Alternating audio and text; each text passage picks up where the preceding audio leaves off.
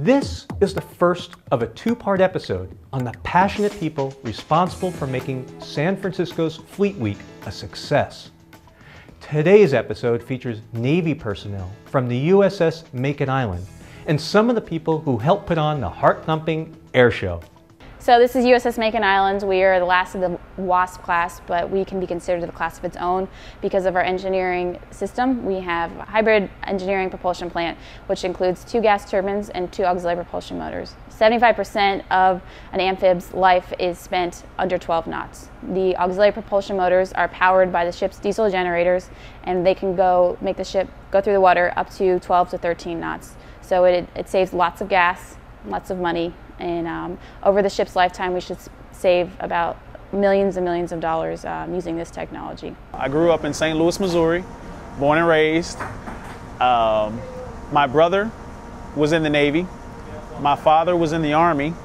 And so it was only fitting that I did something along those lines. I listened to them talk about their stories. I listened to them talk about where they've been, where they went to, and the things that they did, and I thought they were always interesting, and I wanted to have my own stories, and now I do. I share them with my father all the time, and we talk about some of the same places that he went to, that I've gone to, like Greece and Rota, Spain, things like that, and just growing up, he was a positive influence on my life, and so now I want to do the same thing for my family and for my son and my girls.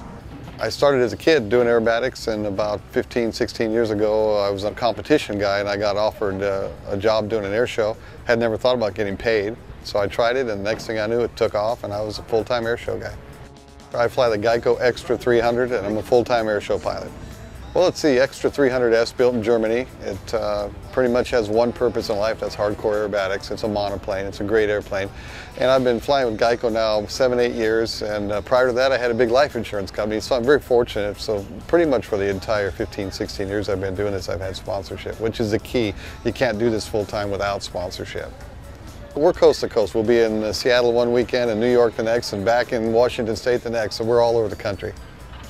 There's 350 guys that have a license to do this. There's only about 6 of us that do it full time that really make a living at it. So people in the industry become aware of who you are, you know, and after 15, 16 years of doing it full time, it's relationship stuff. They've seen you, they've worked with you, they know what you do, and they hire you based on that primarily.